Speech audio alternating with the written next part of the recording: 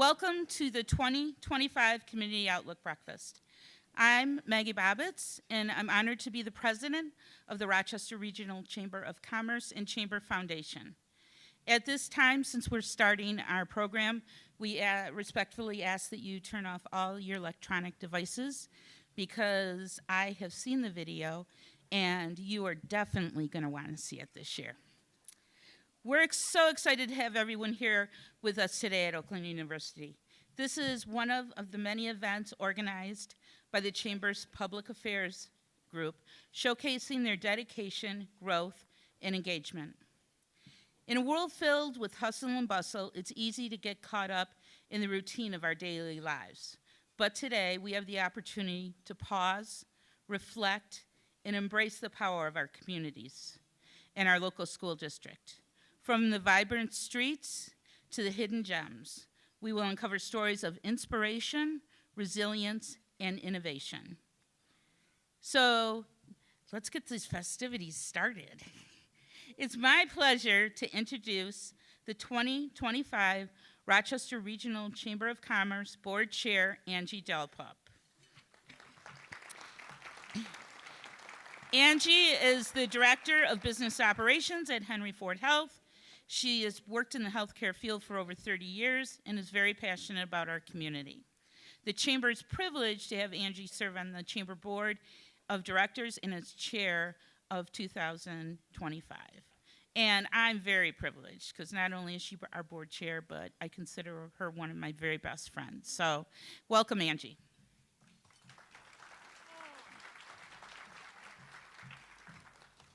Thank you, Maggie. I gotta move this up a little bit. Thank you, Maggie, and welcome, everyone. We're so happy to have you here today. Before we dive into recognition, we would like to remind everyone of the Chamber's mission. The mission is used by our board to make strategic decisions and by the staff for daily operations. The mission of the Rochester Regional Chamber of Commerce is to provide leadership and resources in order to advance business development in partnership with civic, cultural, educational interests for the benefit of its members and the community.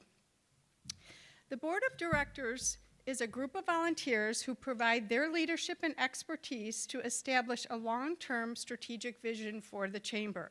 I'd like to specifically recognize our Executive Board. Please hold your applause until the end. The immediate past chair is Tim Crawford, President of the Crawford Insurance Group.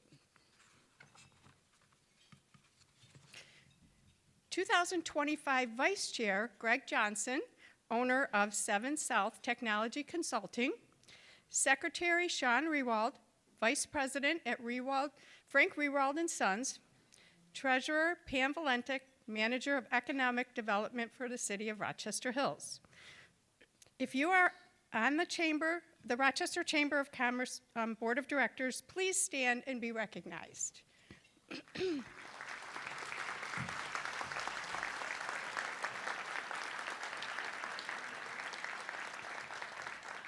We couldn't do it without you all. The Rochester Regional Chamber of Commerce's charitable arm is the Rochester Regional Chamber Foundation and is also led by a board of directors. The foundation was established to support the Chamber's commitment to contributing to the well-being and improvement of our community. Special thanks to our foundation executive board, Chair Ashley Worm of Endo USA, Vice Chair Jerry Hugo, owner of Nothing Bundt Cakes, Secretary Greg Johnson, 7 South, and Treasurer Julie Labazzo of Rochester Wealth Strategies. If you sit on the Chamber Foundation Board, please stand and be recognized.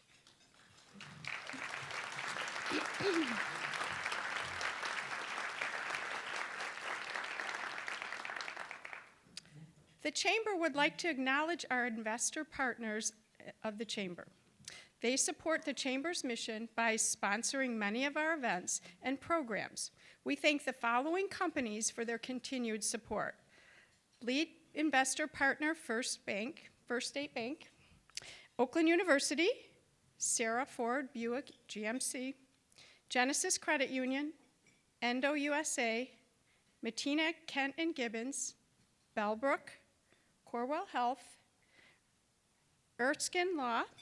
If you are an employee of one of these companies, please stand and be recognized.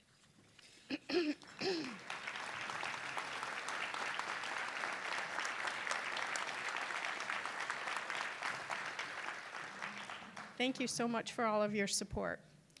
Our Chamber Ambassador Network is graciously sponsored by Bellbrook Senior Community. These dedicated volunteers act as our extended staff and our enthusiastic cheerleaders for you and our members. You can't miss them at our events. They wear a signature red name badge. Our 2025 Executive Ambassador Committee this year is Chair Melissa Crotty of Flagstar Bank, Vice Chair Carrie Cater of Bellbrook Senior Community, Secretary Brian McBurdy of Priority Wealth Partners. If you are an ambassador, and I'm sure there are a lot that are going to stand up today, please stand and be recognized.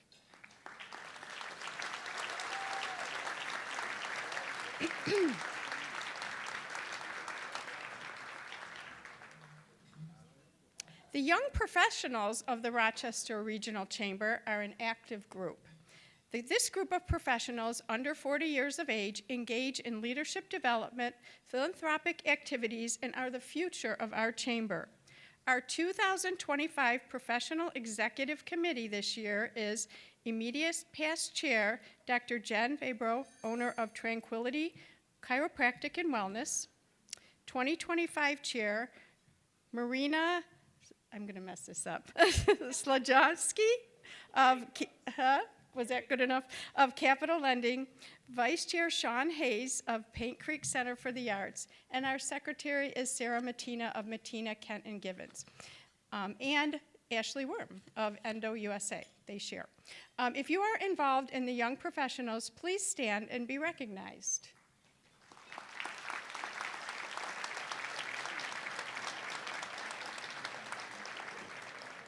At this point, I'm going to ask Maggie back up to the podium. Thanks, Pal. Great job. On behalf of the Chamber, I'd like to extend my sincerest gratitude to the, where are we at here? Thank you, Angie, for your gift of time and talent you bring to the board. It's been a long week, guys. At this time, we're going to extend our sincerest gratitude to the presenting sponsors of this event for their unwavering support. So I'd like to now recognize the presenting sponsors. First State Bank is our lead investor partner and continues to support the Chamber in many of our events. On your tables, there's an envelope with a scratch-off ticket. If you scratch off your ticket and you're a winner, before you leave today, you want to go see Lynn Scott. Lynn's waving to us, and she has a prize for you.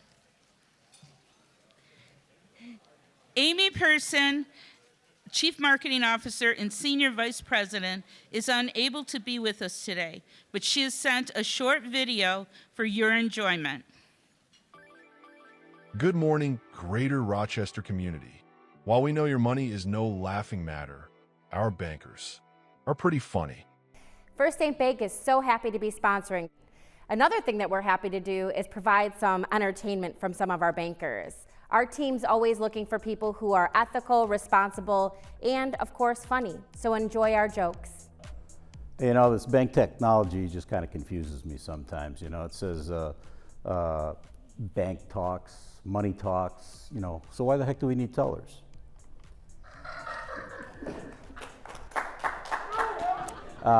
Yeah, you know, I go into the bank a lot, and I know a lot of people.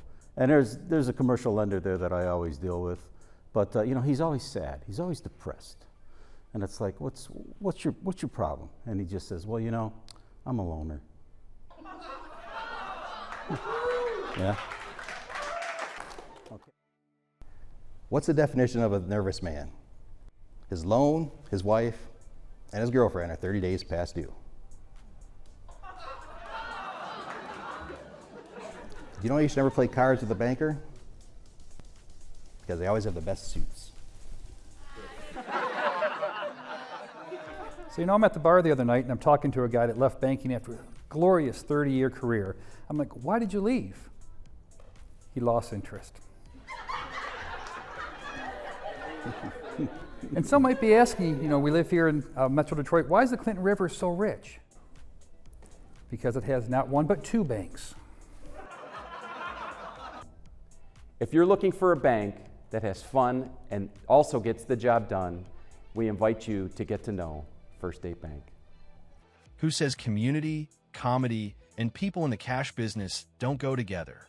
If you're looking for a local bank that takes our commitment to community seriously, where no one laughs at your individual needs, and where everyone knows your name. Oops, sorry, wrong series. Learn more about banking with us or connect with your local branch manager and chamber ambassador, Marie Polizzi. Thank you so much to First State Bank for being such a valuable partner of the Chamber. Now I'd like to recognize Oakland University. OU is not only our host for the morning, but also presenting sponsor of this event. Representing Oakland University today is Vice President for Enrollment Management, Dawn Aubrey. Welcome, Dawn. Welcome. Thank you so much. Well, thank you so much, Maggie, and good morning, everyone, and welcome to Oakland University. It's really a great honor to host the Rochester Regional Chamber of Commerce here on our campus and to welcome so many of you leaders, entrepreneurs, and innovators who drive the success of our region. The Community Outlook Breakfast is one of the most important gatherings, bringing together key leaders from Rochester, Rochester Hills, Oakland Township, and Rochester Community Schools to share those updates and insights that impact our residents, our businesses, and future growth. It's a testament to the strength of our community and a collaboration that really makes the region thrive. As Vice President of Enrollment Management at Oakland University, I have the privilege of working with students as they take their first steps into higher education and prepare for careers that will shape our communities, many of them right here in Oakland County. We know that higher education and local business success are deeply connected. And at OU, we're not just educating students, we're preparing the workforce of tomorrow. That's why we're committed to partnering with businesses like yours to ensure our graduates have the skills, experiences, and networks they need to contribute immediately and meaningfully to the local economy. With nearly 16,000 students in more than 130 undergraduate programs and over 135 graduate and certificate programs, we have a diverse pool of talent eager to engage, whether it's through internships, co-op opportunities, or direct employment.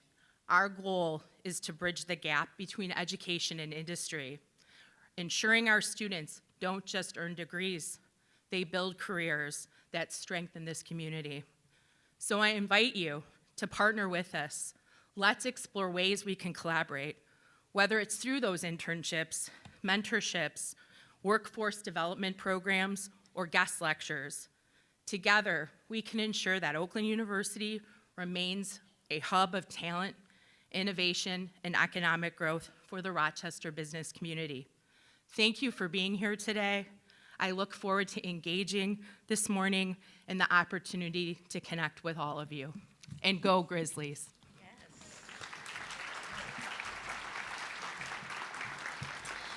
Thank you to OU and to Dawn for their continued support of the Chamber.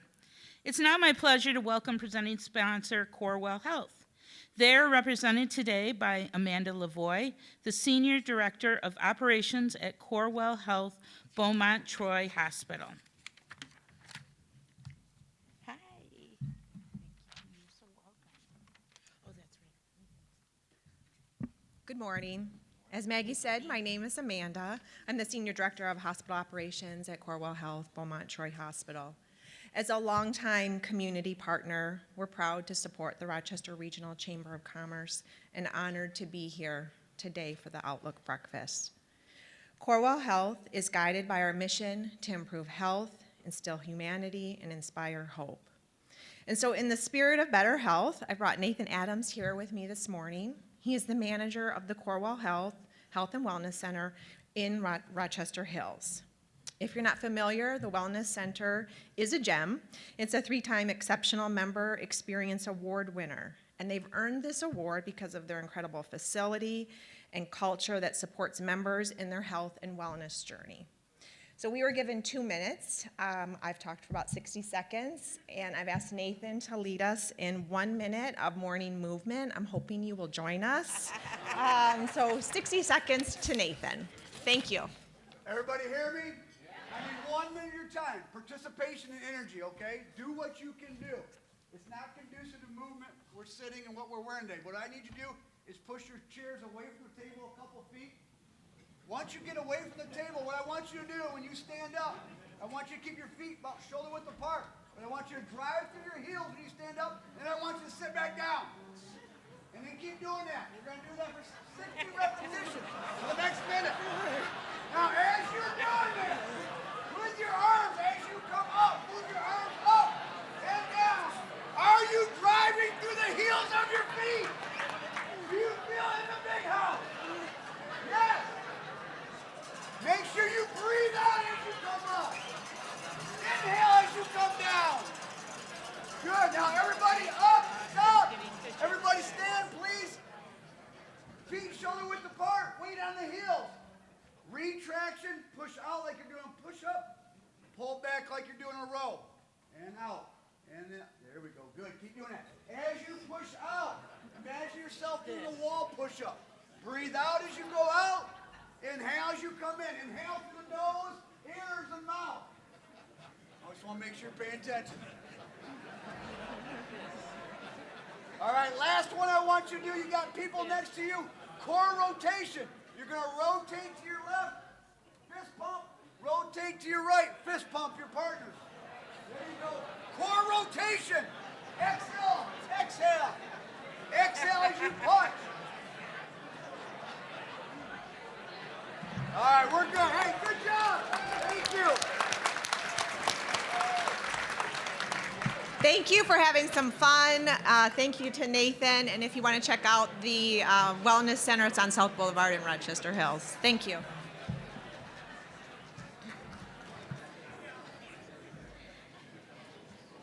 Thank you, Amanda and Nathan, and Corwell Health for being a presenting sponsor of this event. So, as you guys are all really ramped up now, as in many years past, it has become our tradition to have a short video featuring our community leaders with a message. And the city of Rochester Hills has not disappointed again. So, enjoy. Weekend Update with Mayor Brian Barnett and Mayor Nancy Salvia.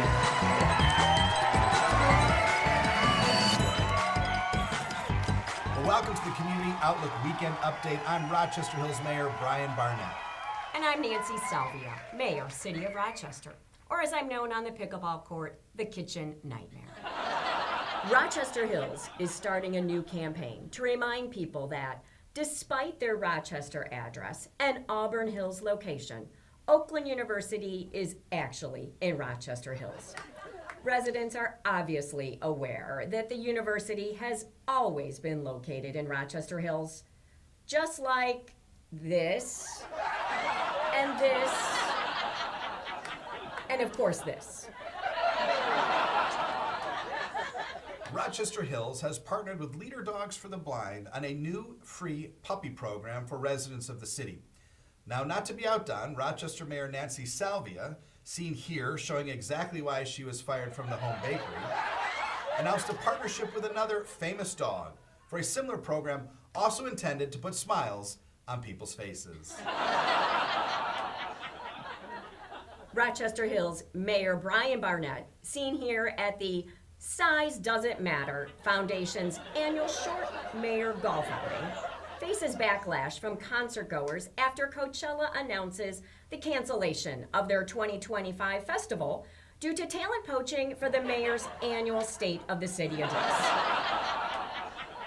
Well, ladies and gentlemen, as you may know, this year Saturday Night Live is celebrating its 50th year on air, and we wanted to get in on the fun and do a little celebrating ourselves. So we have a treat for you on Weekend Update. Straight from public access to the community breakfast, we have Rochester Community Schools Superintendent Wayne Campbell.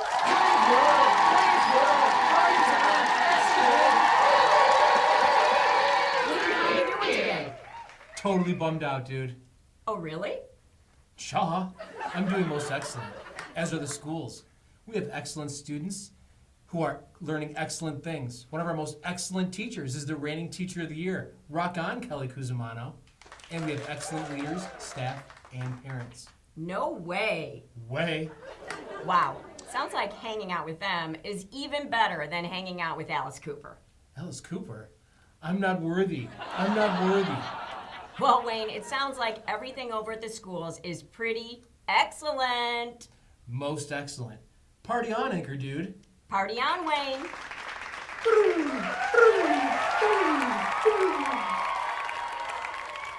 Oakland Township, one of the first established townships in Oakland County, is getting ready to celebrate almost 200 years of existence. And as you can see, well, not much has changed. Chamber of Commerce President Maggie Bobbitz always wanted to help out, seen here coaching Patrick Mahomes after a disappointing Super Bowl performance, has announced plans to improve this very community outlook breakfast. Her big idea? Make it longer.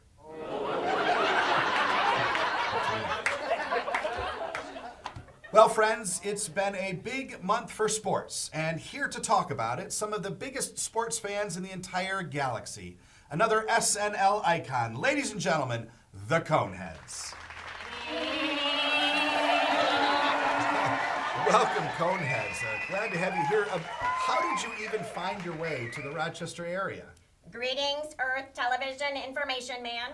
I am Beldar, and this is Primat. While on our home planet of Remulac, our scanners received your beacon of light. You must be talking about the Big Bright Light Show. Precisely. Beldar, Primat, it looks like the two of you are obviously pretty into athletics. Did you get to watch the Super Bowl this year? Indeed. Earth Super Bowl provides much entertainment. The contest was just like the Great War of Voltron 7. A keen observation that requires no further explanation. In intergalactic sports news, the home bakery of Rochester displayed a large cake shaped as Earth football player Amon-Ra St. Brown. It was not nearly as tasty as its human counterpart. That's weird. Switching gears, opening day for the Tigers is coming up. Are you both ready for that? On the day of said event, we will enjoy consuming mass quantities of liquids from Rochester Mills Brewing Company. I plan to acquire the 10 megaton Lazy Days laser, which I will use to destroy Oakland Township. No, it's not laser. It's Lazy Day Lager. And honestly, would anyone even notice? Enough talk of sports. Now, Earth Television Man, take us to your leader. Well, it is time to meet our leader. Maggie, we're going to throw it over to you. But first, live from Oakland University, it's the Community Outlook Breakfast.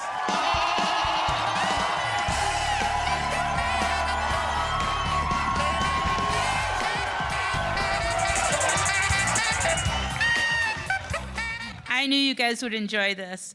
I'd like to take a moment to thank the Rochester Hills TV, Dan, Jason, Nathan, David, Jason, David, and Nathan.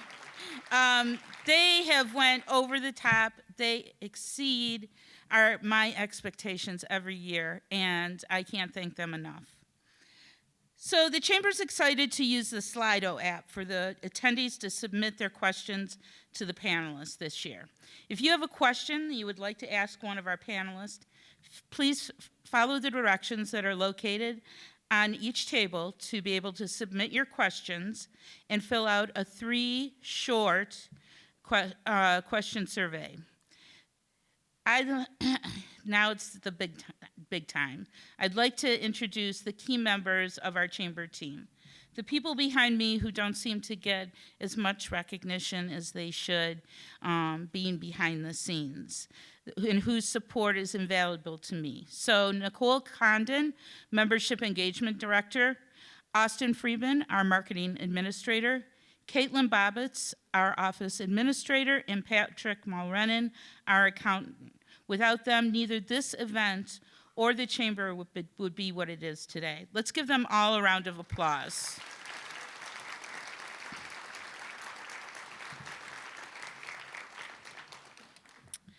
Now I'd like to introduce our moderator for today, John Young. John is the Vice President of Marketing at Oakland University. He leads all communications and marketing strategies for the university.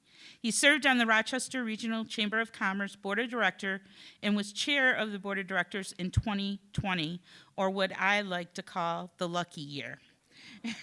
John has co-chaired the Public Affairs Group with Pamela Valentic for numerous years, and the Chamber appreciates all the time and expertise John and Pam bring to the table. Please welcome John Young.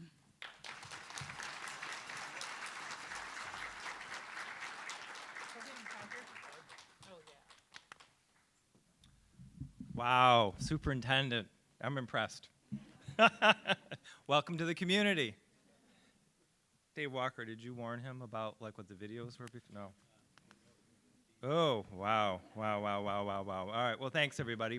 All right, we are going to dive in. I'll call our panelists up here. Pleased to introduce this morning's leaders to participate in the discussion. Robin, can you come up first from Oakland Township? There we go. Robin has served on the Township Board of Trustees since 2013. She is a member of the OPC Governing Board and the Paint Creek Trail Commission. She serves as chair of the Elections Commission as a current member of Oakland Township Historical Society. She is a lifelong resident of Oakland Township. Next, from the city of Rochester, Mayor Salvia, can you come up and join us?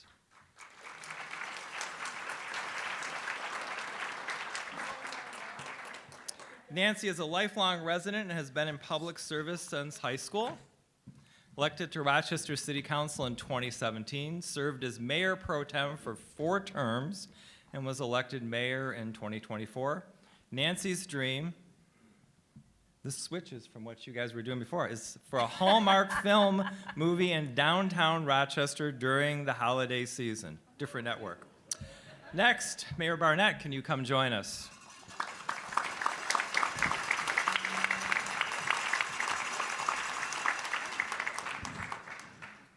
Brian has served as Rochester Hills mayor since 1906. Oh, I'm sorry, 2006. I'm just reading what's in the script, sorry. He's the longest serving mayor in the history of the city. After his re-election in November 2023, he has won 3 consecutive write-in campaigns. In 2019, Mayor Barnett was elected to serve as the 77th president of the United States Conference of Mayors, making him just the 6th mayor from Michigan to be president of the conference since its inception in 1932. And our newest member, Nicholas Russo, superintendent, come on up, welcome.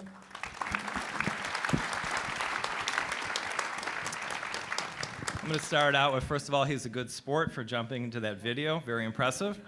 He provides executive leadership for 13 elementary schools, 4 middle schools, 3 high schools, an early childhood center, and I'm going to take a point of privilege and say the Schultz Center, where my young man Joseph spent 4 years there. Thank you for that. School district employs over 1,900 people and serves over 15,000 students. He has an ed specialist degree in executive leadership from U of M. If you want to continue something here, we've got degrees here. I think one of the deans would be happy to help you. All right, you saw the QR code for submitting questions. We're going to start off with what Maggie refers to as an icebreaker.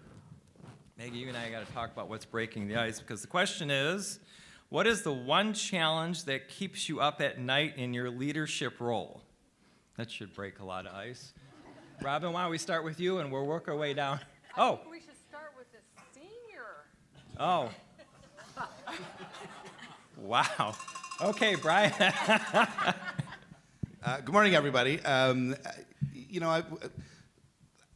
It's an interesting question. I'd start by saying that we're a really blessed community because I have to go down a little bit. When I work with a lot of my colleagues across the country, they have a lot more pressing challenges than we do. But I think for me, it's trying to cast a vision that is built on the desires of our residents, along with partnering with the City Council to try to accomplish things to continue to keep Rochester Hills where it's at. I'm super proud of our community. I love the opportunity to serve as mayor, and having done it for a long time now, you know, I don't want to fall into a routine. So it's always trying to find something and chase something that hopefully excites our residents and makes our city even a better place to live, work, and raise a family. Very good. Nancy, can you go and ask? Sure. So, you know, like Brian Barnett, Mayor Barnett, I don't really have trouble falling asleep, or there's not a lot in Rochester that keeps me up at night. But on a maybe serious note, I am concerned about health from a public safety standpoint, from a personal safety standpoint, whether it be physical health, mental health, spiritual health, and that does concern me. And if you think about it, you know, in our country, we have chronic illness, we have chronic depression, we have chronic loneliness. And I do feel like these are things that this army in the room, these community leaders, the leaders on this platform, it is something that we can do something about it. And it's gonna take partnerships. One of the things, I think there was a tag on to this icebreaker, which was a goal related to this. I was going to separate these out, but that's okay. Okay, can I go there? You okay, can go cool. there. You can lead us in. So in thinking about what may or may not keep me up at night, and thinking about what is a goal around that, and certainly I wouldn't put this as a goal because this is not something that I would expect us to accomplish this year, but as a vision. So how many of you have heard of the blue zones?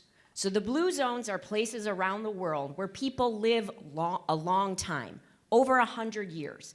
And so people have gone and studied them, and what are the 9 factors that allows them to live longer than other people. And I know our OPC has done a lot of work on the blue zones because it's factors of things like having really strong relationships, friendships, having good food to eat, and having mobility in your community. So these are all things, and as I think about goals and things that we are going to work on this year, heading towards that vision of maybe just someday they would come to Rochester, not Sardinia, Italy, not Loma, California. They would come to Rochester and say, what do you do in Rochester that you are now a blue zone?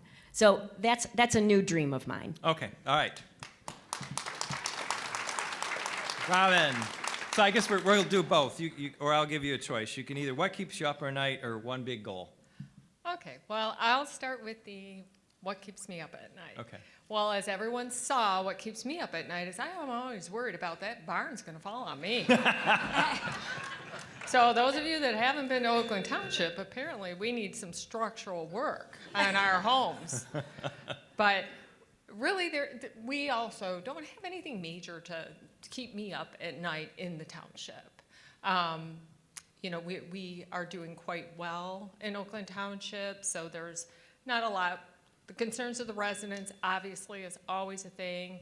Our roads are naturally another concern that residents do have.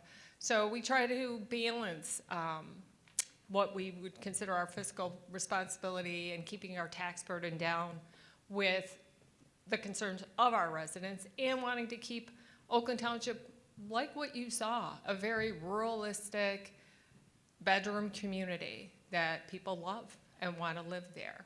And our goal, or one of, I think, our board's goals would be to continue working with our roads. I love your idea, and you're welcome to come out to Oakland Township because we have lots of space for people to go walk and stay healthy. So that was wonderful. Over 1,500 acres, as a matter of fact, with walking trails. Just add that in. But you know, we want to continue with keeping our roads up to date. We have a lot of 44 miles of gravel roads, so we need to tend to those. Also, our asphalt roads, we'll look at continuing with our overlay projects that we've done in the past. So we'll want to do another one, and we'll look at that again this year. We partnered with Rochester Hills last year on Dutton Road. So we want to thank you, Mayor Barnett, for that. So we want to keep that going so we can keep our roads in relatively good shape, because that is a major complaint from Oakland.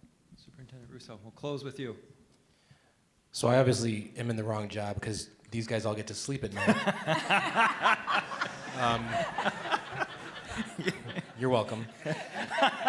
Under a holy roof here. I think the biggest challenge that we face in education right now, and not just specific to Rochester, is the legislative actions that are impacting what we do every day. I think that's what keeps me up at night. We look at the state it being, in charge of public education, but the feds want to have an impact on that right now, and we wake up and it's something different than you thought the night before.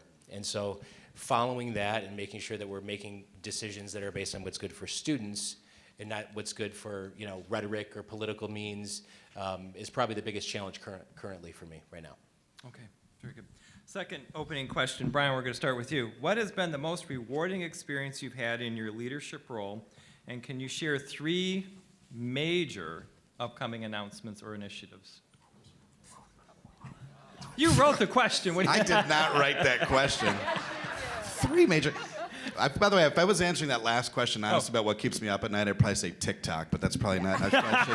Probably shouldn't say that. Probably shouldn't say that. Yeah. So, what was that? Was 3? Right. You can start with the most rewarding experience. So, I don't want to be cheesy about this, but I was at an event this last week, and I was talking about being a good mayor, and I said, being a good mayor isn't that important if you're not a good dad. And my kid is in the audience. He's gonna be so pissed that I'm doing this, but my biggest reward is seeing him be successful. Tristan and then my other son Kenneth, as they're off doing their things and being young men. We got a chance to go to the White House Christmas party this last year, and I watched them interact so professionally with all these governors and senators, and that was incredibly rewarding for me, because that's really what you do this for, is hopefully to create not just a legacy in your community, but hopefully a legacy in your family. So, wow, I'm going to be in so much trouble for this, aren't I, Tristan? Look at this, will be the last time you ever see Tristan at a public event. That in terms of the 3 things for the city, the city is doing great. My passion is parks, and I hope all of you have had a chance to visit Innovation Hills. We want to replicate that in like 5 places across the community, and we have a tremendous team at the city. We have an amazing administrative team and a absolutely fantastic city council that works together. And our hope is that Rochester Hills is not only a safe community, but really the best place around to raise a family and enjoy the schools. And to do that, you have to create places where a community can happen. And for us, it's parks. And so whether it's enjoying the trails in the morning or the parks in the evening, my passion is that everyone here would be so proud of this community and the park system that we've created, that we would be known across the Midwest as the best in the nation, or at least the best in the Midwest. And so that drives me, that motivates me. Lots of other great things happening, maybe get a chance to talk about them. But for me, I'm so excited and passionate about creating the best park experience in the country. Terrific, thank you. Nancy. Can you repeat the question? So 2 parts. Something about Tristan, and then... Yes, talk about your kids, and then most rewarding experience you've had, and then 3 major announcements or initiatives. Thank you. So rewarding. So I've only been in the job of a mayor for just a couple months. So I would say what's rewarding is it's new. It's kind of cool to have the title of mayor. Right, Brian? It's cool. It's a cool title. Never, ever give it up. I'm having fun with that, right? Pro tip, never give it up. Yeah, never give it up. Got it.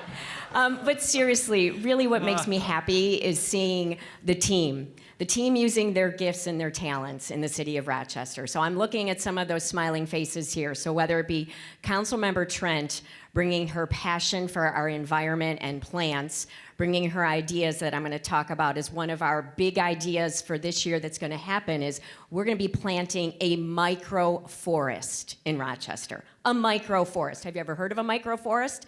Well, it's actually a Japanese concept where you plant the mother tree and then you plant a complete forest in a miniature form, and it is a complete ecosystem. And I'm sure Marilyn could explain this much better than I can. However, we are very excited and invite all of you out for Arbor Day to plant the mother tree, and this is going to be located by our community garden. So seeing Marilyn using her gifts and talents, Or Christy Tararo with the DDA, when we have the amazing Heather Toko, who's here as well, with the home bakery, catch lightning in a bottle with the Amaran St. Brown cake, and Christy runs out and figures out how to change the lights from red to blue, because you cannot have red lights for a Lion's cake. They gotta be Honolulu and blue. So everyone is taking their part, using their gifts, and making the city such an amazing place. All right, thank you. Robin, you're next. Okay, well, I'll start with Tristan. Yeah. The Barnett family is quite amazing. You're lucky to have a dad like Brian, and he's lucky to have a son like you. So I will start with that. I need a cowbell right now. That would be really Yeah, ring a cowbell. Okay, for me, probably the most exciting thing about being in this role, I've kind of switched through the various roles on the board, and what I find really rewarding is I've met people I would have never met. You know, most of us go to work, I do every day, and go home, and you know, you see your family, you see the people around that environment, but you don't get out into the community and really meet all kinds of exceptional new people. And I've come to find that Oakland Township is full of amazing, exceptional people. So that's probably the best thing for me. And then as far as like exciting new things, we're happy or really excited. We're finishing a contract right now for the Pink Creek Cider Mill building for a new concessionaire, and that will be Canal. So for those of you that have not heard, it will be the 6th location.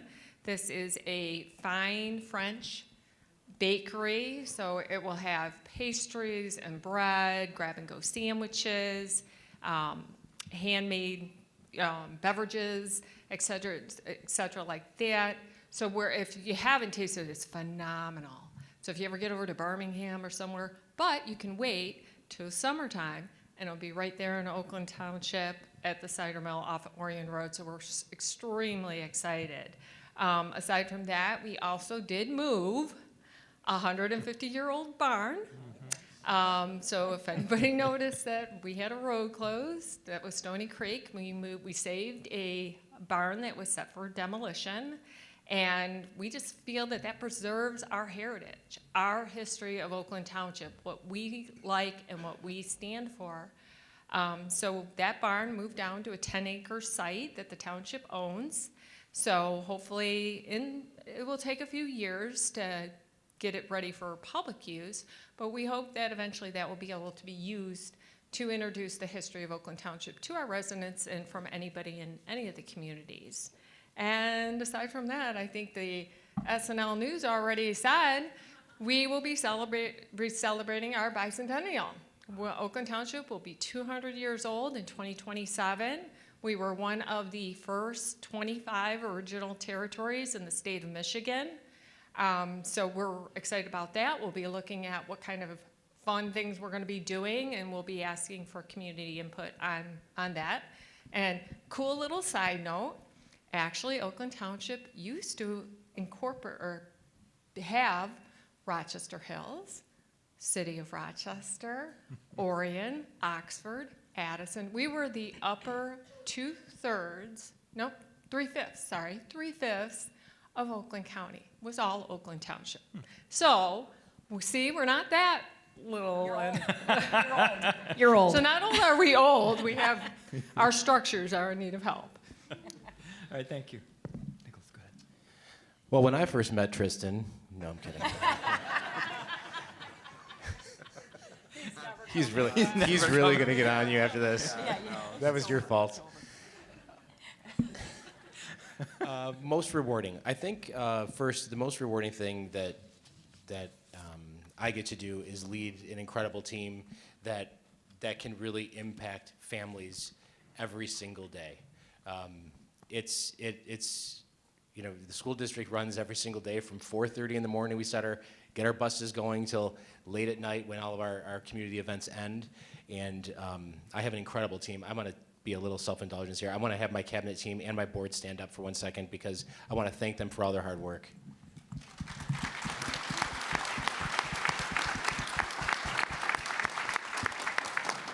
And a little message to my cabinet team, not to board members, but cabinet, we don't talk about that video again, or there will be It there will goes be online. a version of the Yeah, executive I'll order. send it to everybody. YouTube. It's on YouTube. And the outtakes too. Those are the best.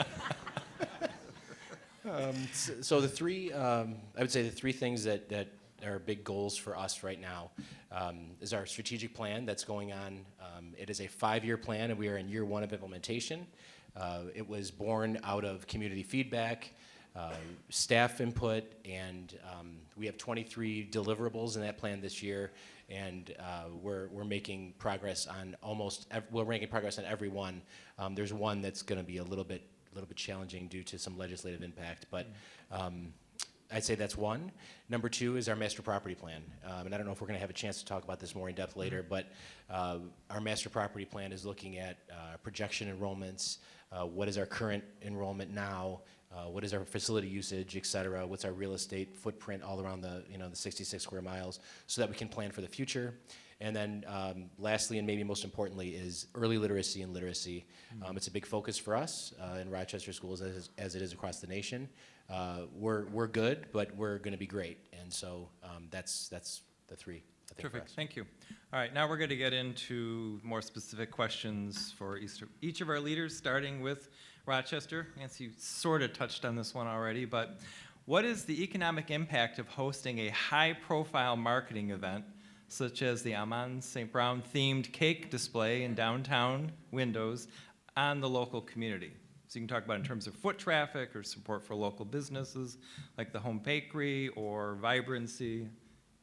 Your point of view on that major event, or if Absolutely. That was a major event, wasn't it? Wasn't that so cool? I mean, we all became Lions fans, right? I mean, I've always been one, but actually my husband's the original. He's the OG. I just am along for the ride.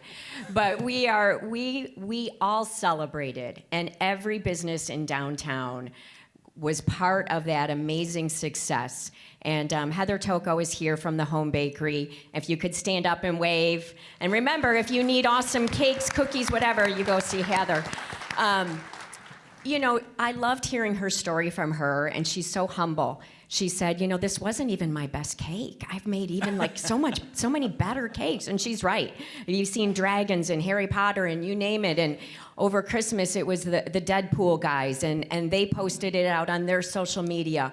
So, you know, Rochester kind of got a little cool this winter. With the big bright light show, we've always known we're cool. But with that cake, you know, when it's picked up in the national media, and all the businesses, they all quickly pivoted. They all changed their window displays. They all put up Go Lions banners. And the impact was significant. Our foot traffic was up over 44%. The St. Brown, I think it was an Instagram post of the cake with the blue lights, had over 500,000 views. So it really went viral. And so the impact to our community is we all win. All the businesses, their sales were up, especially during a time when, let's face it, after we've done all of our holiday and Christmas shopping, not everyone is coming to downtown Rochester to do their shopping. Well, they were this year. You know, Saunders said their sales doubled for the month of January from what they've ever done. So just really great success, and you know, I don't know how you do that again, Heather. Maybe it's another store in downtown, but I really do think that our windows in downtown are something special. And it is something that brings people to downtown, just to see those windows. And I can't wait to see what happens next. Very good, thank you. Actually, your best cake that you made? Oh, Heather. Oh, she's talking. All right, we'll skip it. What was your best cake, Heather?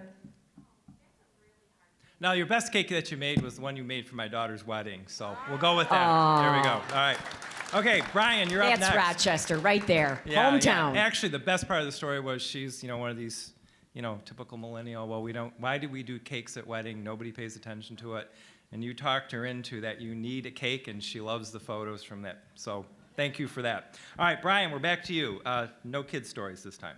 Rochester, well, although you might tie it in with this question. Rochester Hills has always been intentional about creating a strong sense of place through the redevelopment of public spaces, acquisition of green spaces, and park development. Why is this focus on community space so important to the community, and what can residents expect in the coming years, plural, as the city continues to prioritize these initiatives?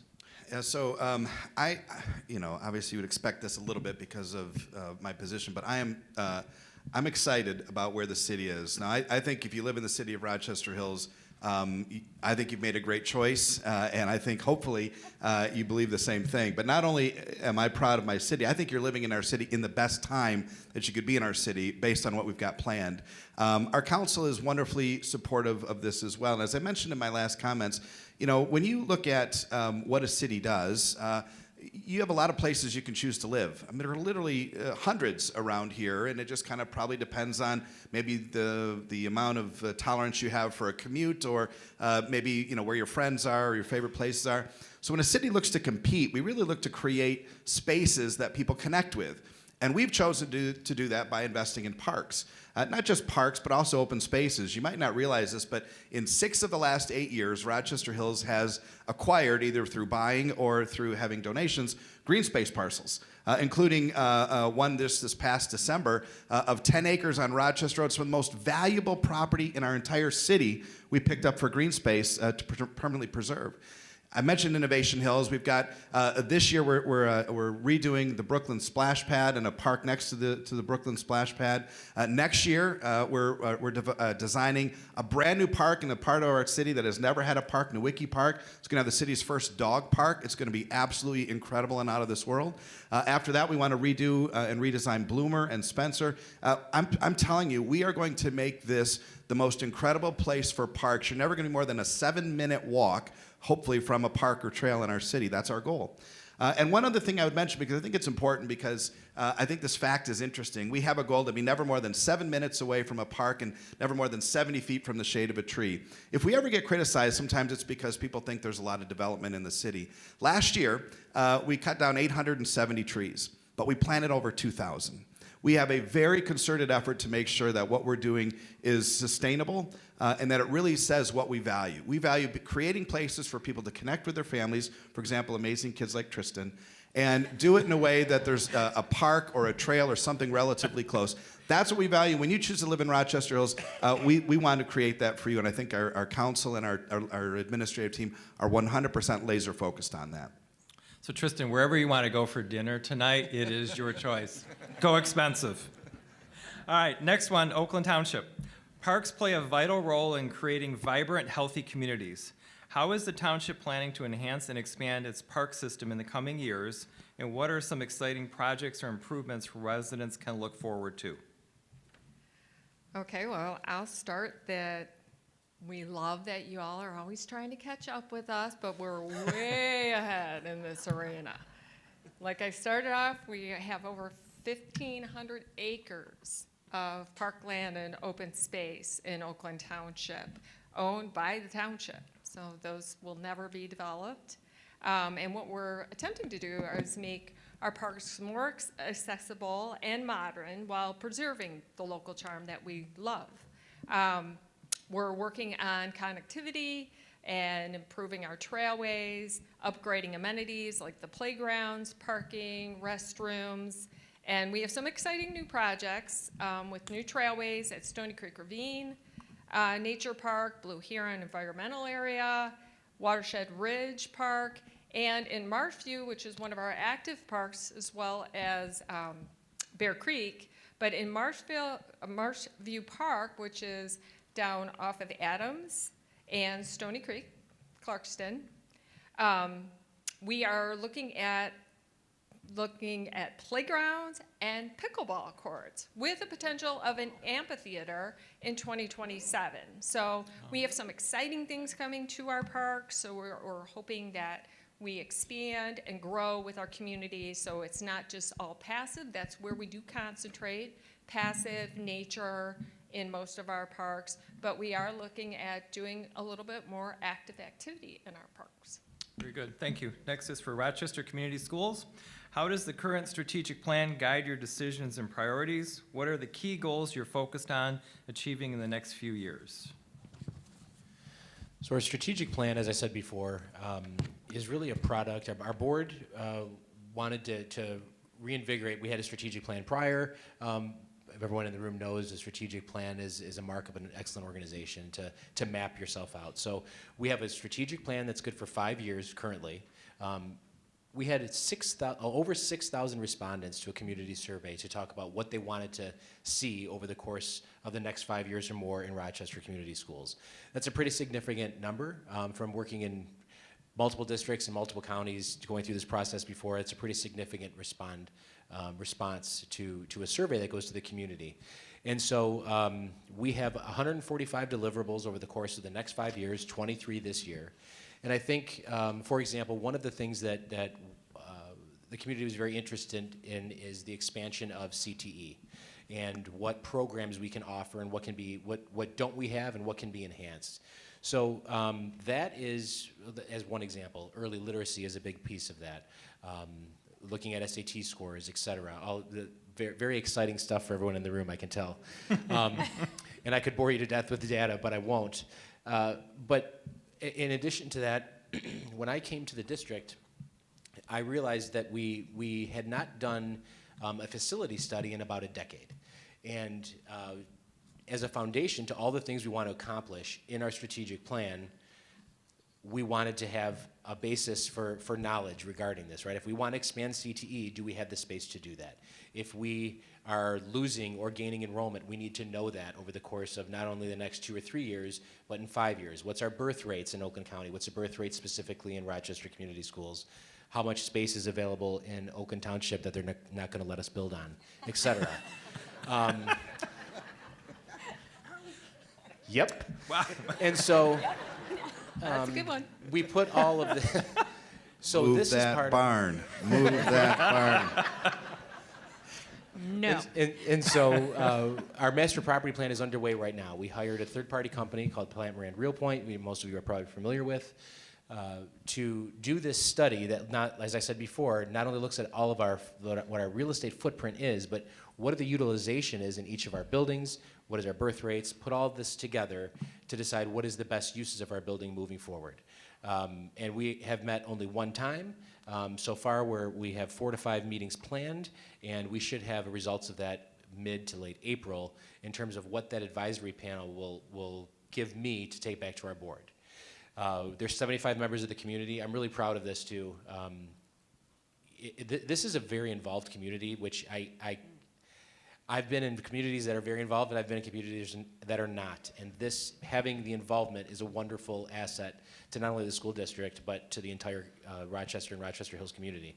Because we have a representation from birth to 26 years old on this committee, and also from every single building. So not only a geographic representation for the whole district, but also from birth to 26 years old, which doesn't happen often. And so we feel like that advisory panel that'll come back to me will definitely have some valuable input and advise me to then advise our board. Very good. Thank you.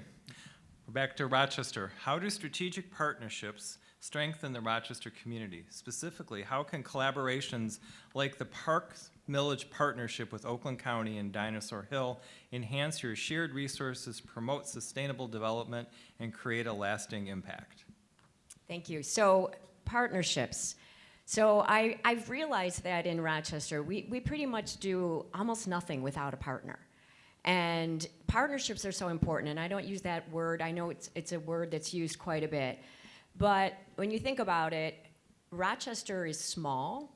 Now, we might have big dreams, it might have big execution, but we're small. We're a $17 million budget. Over 200 in the schools. Rochester with a $17 million budget, we kind of need to partner to get some things done. So we've got lots of things that are coming, and some of them are not ready for prime time players. Remember from SNL, not ready for prime time. But one that I will talk about that we put in place last fall was our All Abilities Park, the Grove. And so that was a partnership done with the DNR. So it was over $300,000 put into our parks. You notice the theme here, we all love our parks. And so that playground was put in place. It's very cool. So if you're in a wheelchair, if you're a grandma or grandpa and you're in a wheelchair, you can ride in the playground equipment with your grandkids. So it's very cool. I encourage you to go check it out. It's in the municipal park over by Halbach Field.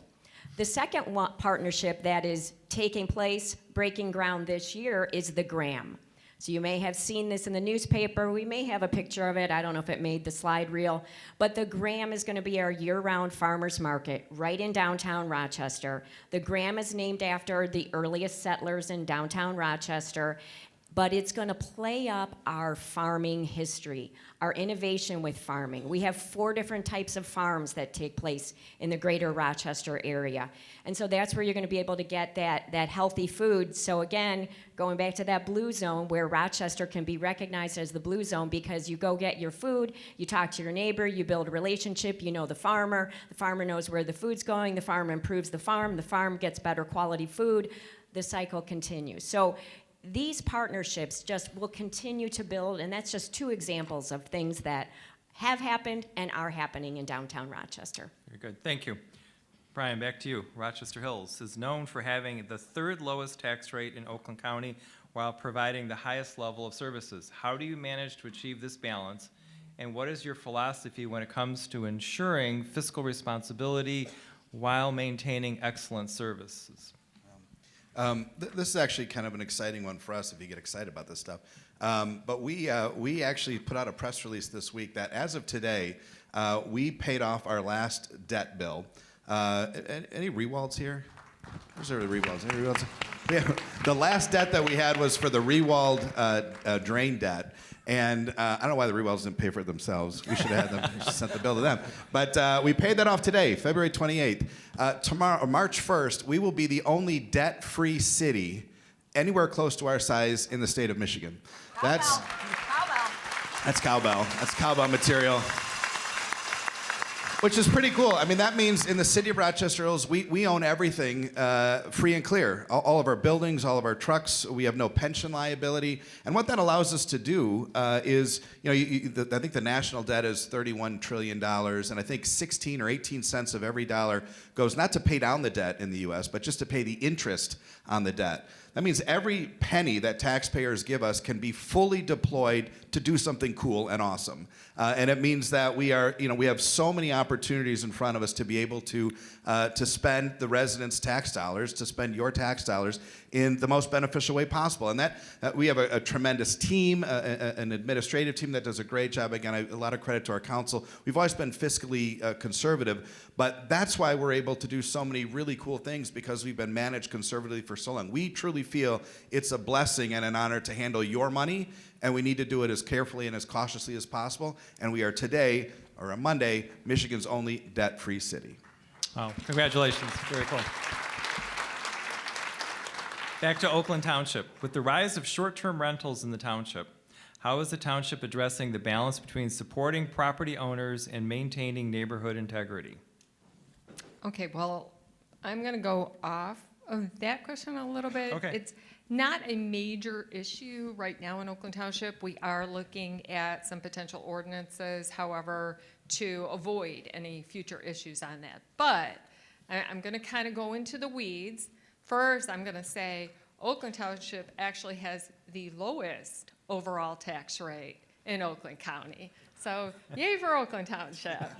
Why'd you look at me? I have to burst the bubble a little bit all the time. But aside from that, I am going to get into some numbers, so I'm going to kind of read them, because I think this issue is a little bit more important right now for Oakland Township, just Oakland Township residents to be aware of. And that is one with the Rochester Hills Public Library. So the Oakland Township Library Board that we do have is looking to hold a special election for a millage increase of 0.3 mils in August. However, I just want to give some facts on this. So in 2023, Oakland Township paid $47.83 per capita. Rochester paid $41.83. Rochester Hills $40.32. In 2024, that number in Oakland Township increased to $51.72 per capita. So overall, that means Oakland Township paid nearly 37% of the revenues for the library, despite representing only 18% of the population served. So good job spending all of the tax money, right? Sounds But to put Sounds perfect so far. I know, so far you're loving this, I know. But I want our residents to be informed. We don't have a member that sits on the Rochester Hills Public Library Board itself, so we don't have any input to that. So, or more or less, we just pass it through. But to put that into perspective, if we go that and increase the millage, which I'm not going to say which way, we would be collecting and paying over $500,000 more for the Rochester Hills Public Library than we do for the Oakland Township Fire Department. So that's some perspective on that. So I just really encourage our residents to do your homework on the issue, find out what the money is being asked for, what it's needed for, and review your tax bills.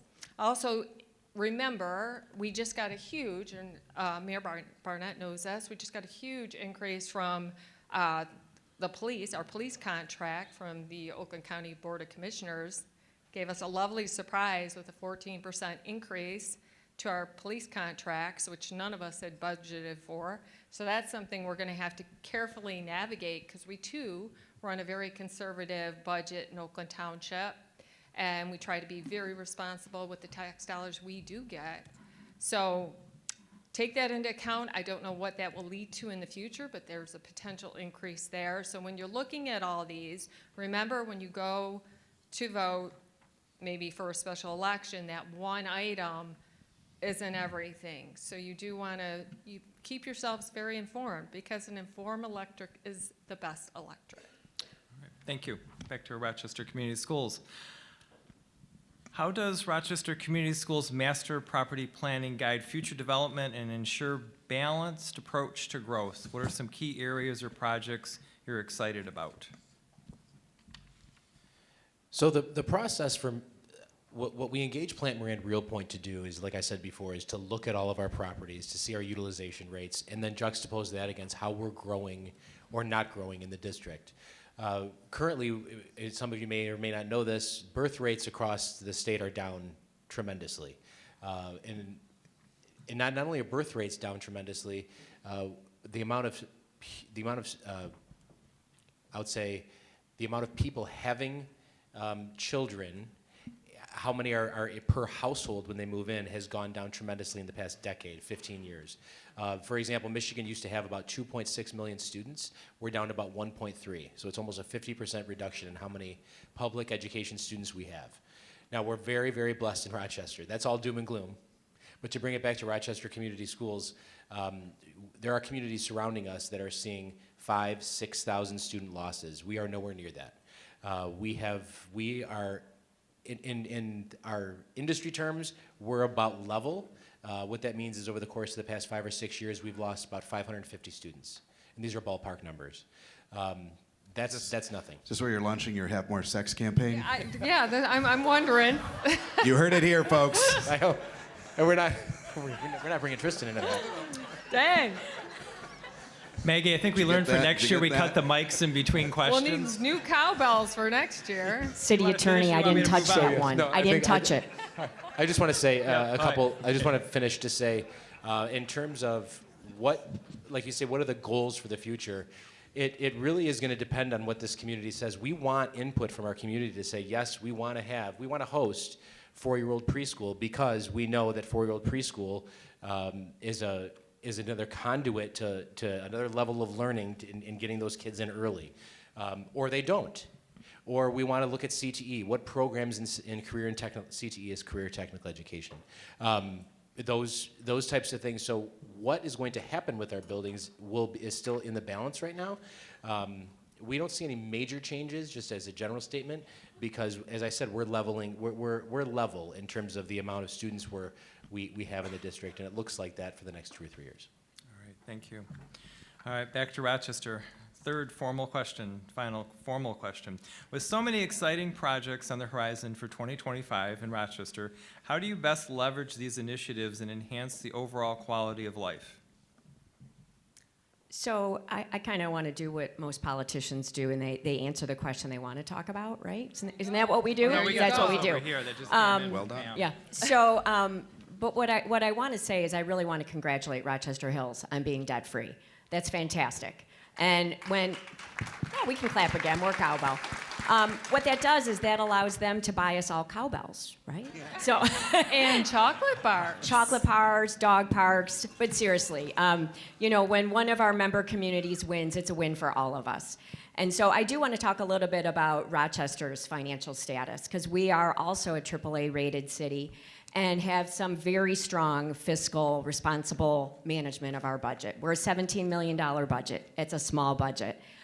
39 cents of every tax dollar that comes in stays in the city. That means for 39 cents on a dollar, we have our own police and fire department that use up about half of that. So about 18 cents we have to run the rest of the city. So the rest of it goes to our friends at the schools and to the county. And so Rochester has to be really smart about how we budget, how we finance. We do have pension liability, and we've done some smart things around our pension liability. We, if you will, a few years back, refinanced it. So the city took advantage of 2% interest rates. We'll never see 2% interest rates again. So we took advantage of some of those interest rates. So while we do still have some debt, as a financial advisor, it was not part of my announcement or my bio, but I am a financial advisor at Merrill Lynch. So when it comes to numbers and debt, and this is my wheelhouse, this is where I'm comfortable.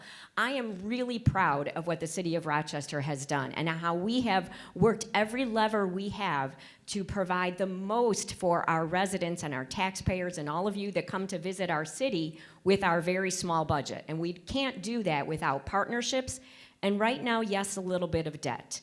But we are moving into a place where we are able to cash finance some things. I'm really excited to say that in the future, we hope to be able to cash finance a $3 million water project. 10 years ago, we would have never had the planning and the foresight to be able to do that. So again, I just want to talk a little bit about Rochester's financial house. As a financial advisor, I just kind of had to. Thank you. Okay. All right, thank you. All right, City of Rochester Hills. Brian, your city faced a tragedy last year, and you have said that how the community responds will define them. Looking back, what did you witness in terms of the community's resilience? What lessons have you learned, and what are you most proud of? Yeah, so lots happened since the last time we were here in this room together, and obviously most of you know I've been doing this for a long time, and I get asked to speak all over the country, and usually it's about governance or parks or experience or something like that. Unfortunately, the last probably half dozen speaking engagements I've done have been about dealing with a mass shooting. Something I never thought I'd sit before you here and have to talk about happening in our community. And the events of June 15th will never leave my mind. I can relive that day, moment by moment from the moment I got the first call.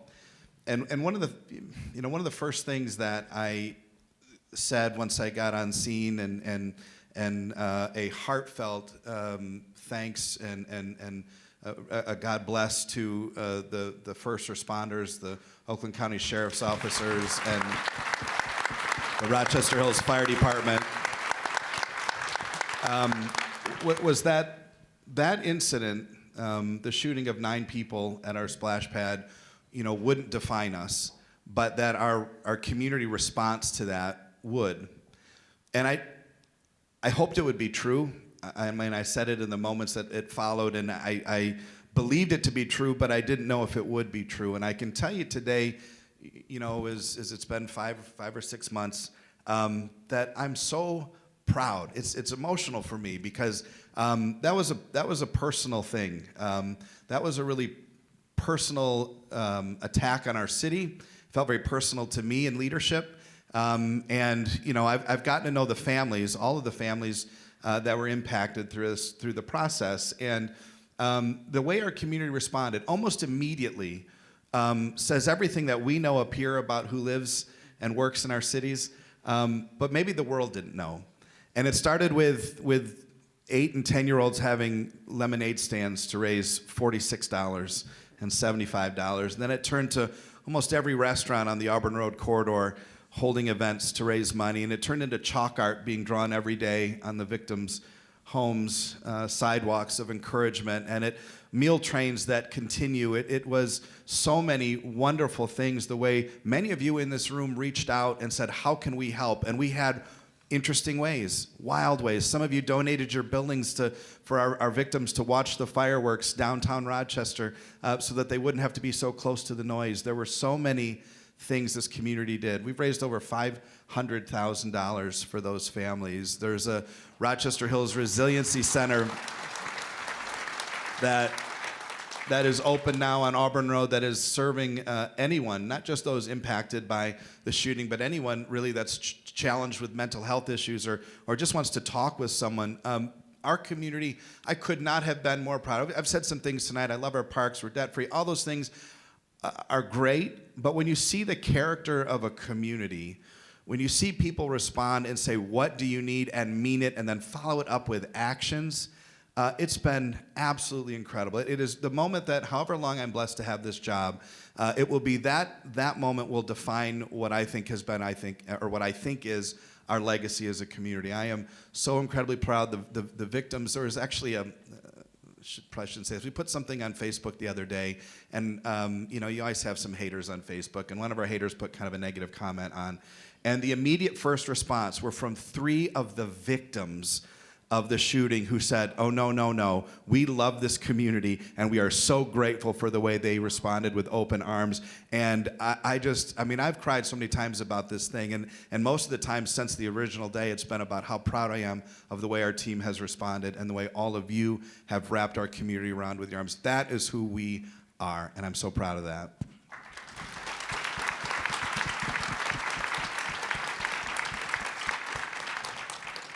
Thanks, Brian. Back with Oakland Township. I can't go after that. That should have ended it right there. Yeah, I was going to say. And we could all say ditto with all of our communities. Yeah. Actually, it's being on the Community Mental Health Board, I know the response across the county to that event, really, everybody came together. First responders of all types. Can I say one more thing, and I apologize. That's an important point, because there are people here from the county, people from the state, our friends in Rochester, some of the victims live in Rochester.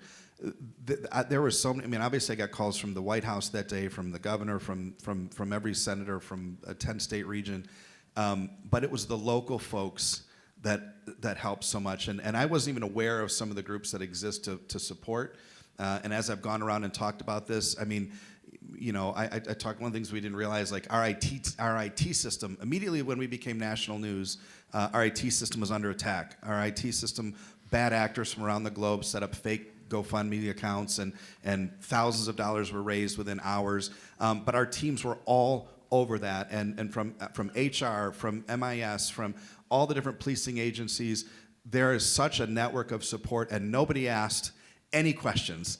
They just came to help and support, and for that, for so many of you in this room, our whole city is and will always be grateful. Thank you, Brian. Actually, Rob, I'm going to switch a question from the audience that's a little broader. Economic outlook for Oakland Township, and how do you maintain the green space without overbuilding? Economic again, I hate, obviously Oakland Township was there also, came in mutual aid. We have groups in Oakland Township that have been helping. So this is a tough one to follow, and now I got to go back to the question. So, okay. The economic outlook for Oakland Township is extremely good. Our assessed values are still continuing to climb. Our development is still on track, that the way we like it, which is slow and steady. So that's still on track. And the way we kind of integrate our green spaces is integral into our master plan, actually. Our master plan, we just updated it, our mini update for 5-year master plan according to the Michigan Enabling Act. We just got done with that. And within that, we define how each community, each development and whatnot is built. And that includes walking trails, green spaces, how dense the community is. So we look at all that, the setbacks, how off the road, what kind of buffering would be involved.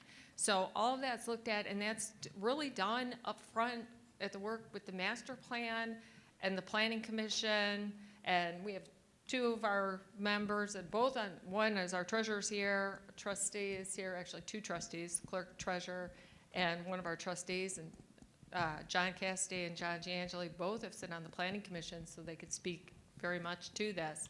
That team works really hard in making sure that we do incorporate our land use correctly, and that we don't overbuild, and we do maintain a lot of green, not only by just owning a lot of the land, that's the safe way, but also by how we develop. All right, thank you.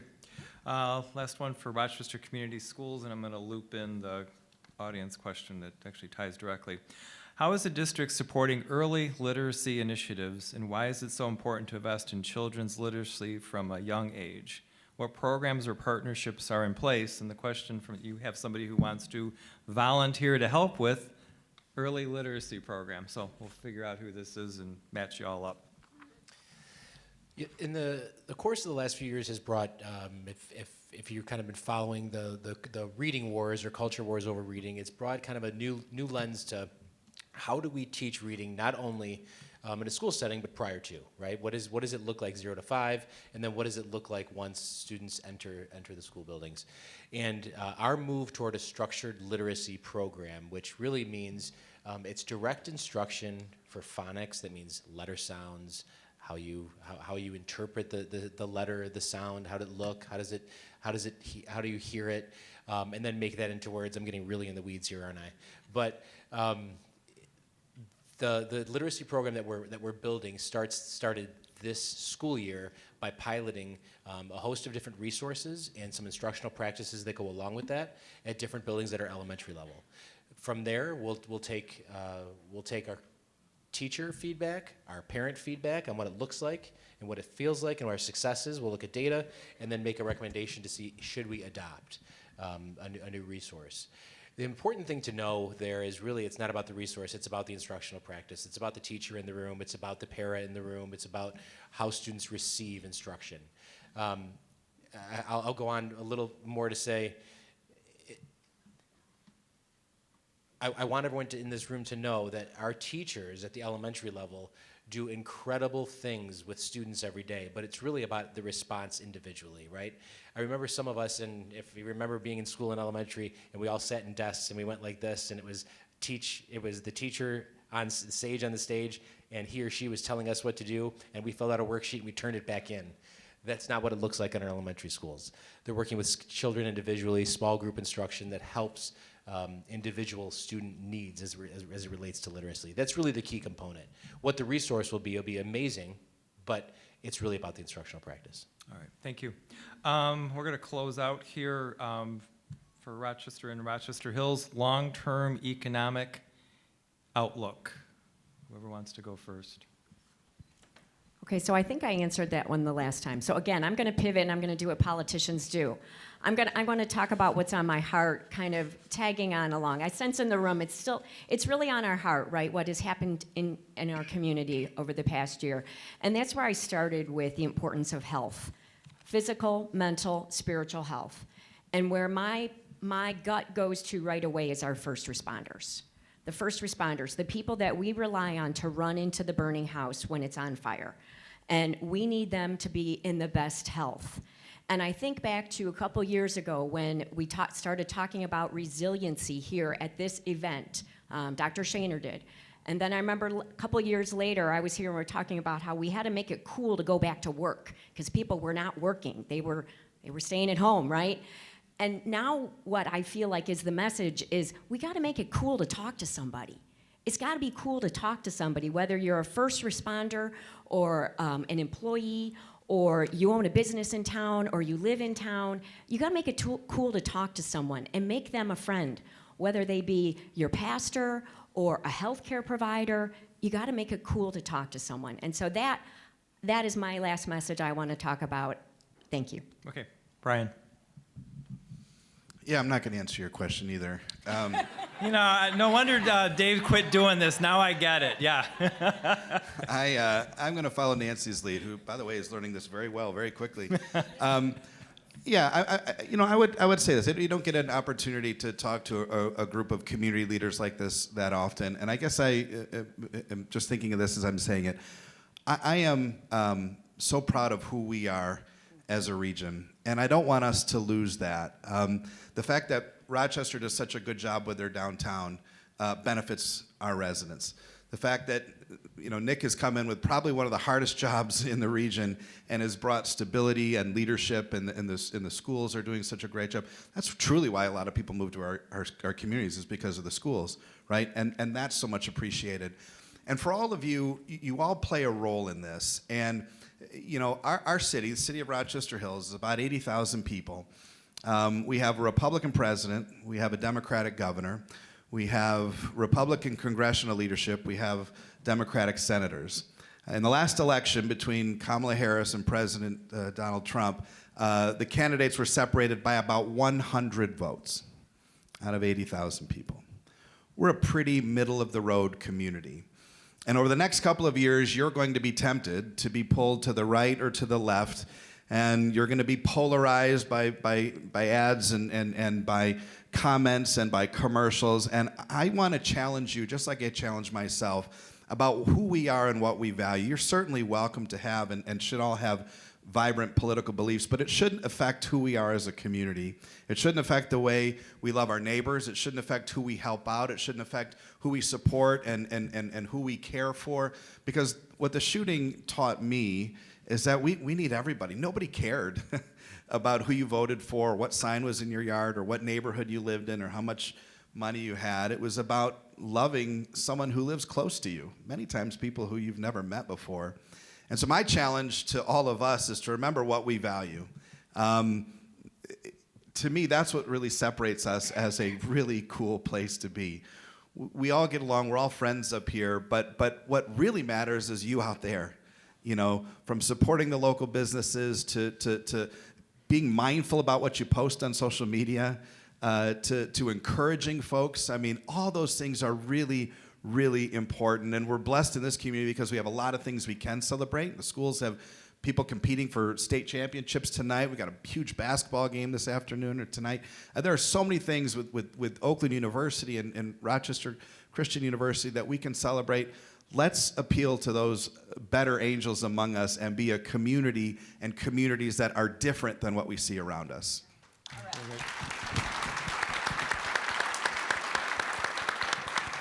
I hope that answered your question. Wow. You even topped... And economic development, too. Yeah. Exactly all that the stuff. question. So I'll let Robin have closing comments, and Nick, if you want some, you too.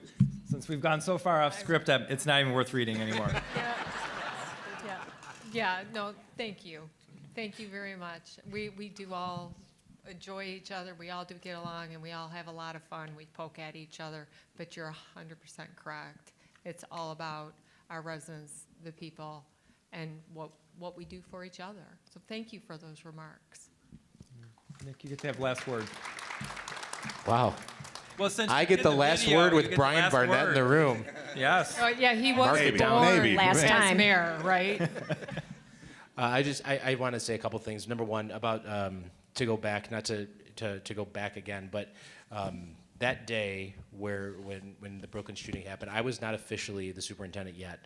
I had been hired, but my start date was July 1st. And my son is a first responder. And he texted me and said, mass shooting, kids at a splash pad in Rochester, I'm on my way. And I held off talking to Brian about it. I gave him to midnight because I knew he was busy. But he's 100% correct. Dr. DeLuca, myself, we ran there. We just drove right there right away.